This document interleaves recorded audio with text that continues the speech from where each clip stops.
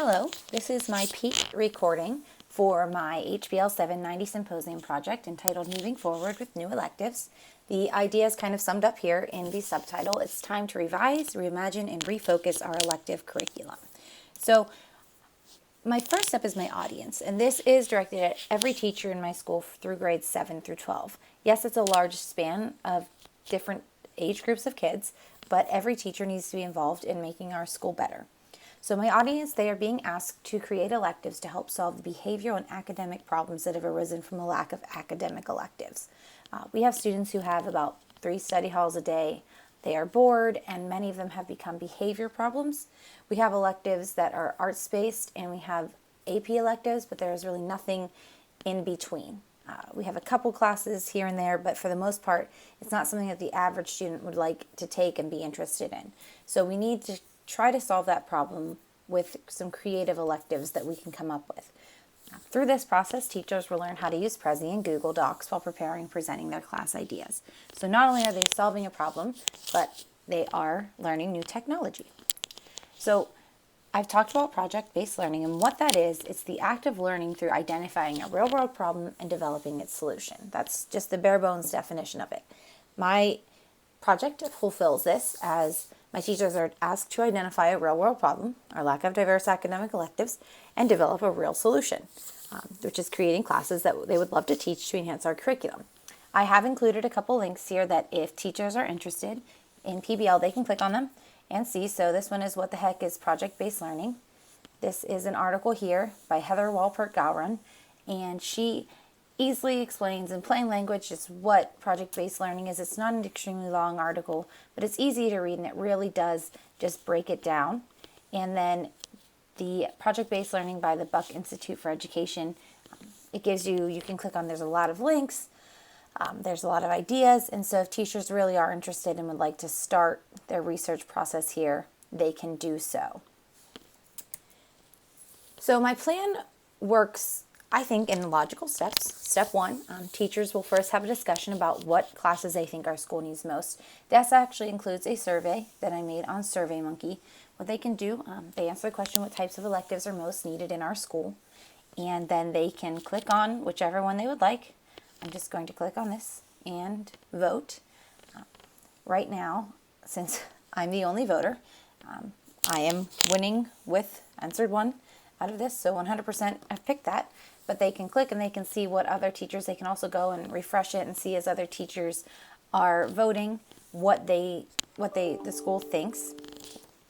And then because of this, I want to have a discussion in small and large groups. Teachers can get together with their department and determine, what they think, but also as a large group, I'd like us to just kind of look at the results and see where we're at and see what our teachers are really thinking.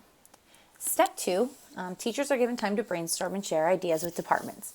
So the English department would go together, and the math and social studies, and each teacher should come up with at least one class they would absolutely love to teach. So not something like, this might be good, but what is something they would really be interested in teaching? For example, I personally would love to teach a Shakespeare class. And I think that would fall into the academic elective, but it would not be AP, but it's something that would just enhance the knowledge of our students.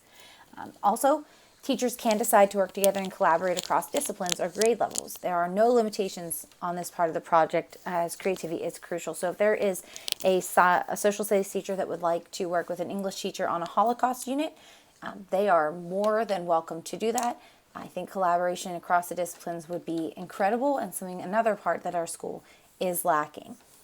So step 3, then teachers will create Prezi presentations of their class ideas. So Prezi is a really fun way to present ideas. It's a little bit like PowerPoint. It just has a different format, and it really does create more audience-friendly presentations. There are more graphics, just things flow a little bit neater. You can add in YouTube videos or pictures and just anything you can really think of, you can put it in there, and it's kind of just it's a different way to present ideas. So their Prezis will explain, 1, the core audience. So who are they really trying to reach? Are they trying to reach just seniors, maybe with a scholarship writing essay class? Or are they trying to reach 7th graders with a class about different forms of life science. And then they will do the main concept. So for mine, my main concept would be Shakespeare if I were doing that. And the key objectives would be for students to just learn about and understand Shakespeare, find it easier to read. The resources needed, this is a big one just because if there are a lot of resources, we would need to plan ahead for that. For example, I can actually probably get most of the plays online for free, but maybe I would need some audiobooks, or I would need a few movies to show because I think plays are supposed to be watched. So I would need that. And then justification for this course. Why do you think that this course is a good idea? Why should I pick this course over other ones? Why is this just a fun course, or are you actually going to be teaching students? What is your justification? Then teachers can move on to step 4. They will create a sample lesson plan for one of the lessons. This will not only allow a deeper analysis of the class, but also show that the teacher's ideas, they'll show it more clearly. This does not have to be an in-depth, undergraduate lesson plan, but it should be something that says, these are the concepts I would like to teach in this sample lesson, and these are my objectives, these are my ideas, these are the activities you would do, and this is how it would pan out. And then step 5, it's the last step, and it requires teachers to come together as a department and create a Google Doc. Google Docs will contain the following information: all of the courses suggested by the department and rationale for each course. So this is actually more for me as the leader, that I can get all of the ideas in one place and I can see it, but it also allows the teachers to collaborate to see, okay, so this 10th grade English teacher wants to teach this, so I can maybe do that and we can work together. So it's a good way to see everybody working together. It's mainly for collaboration, but it's also for me to help the ideas, but it's to share ideas with everybody.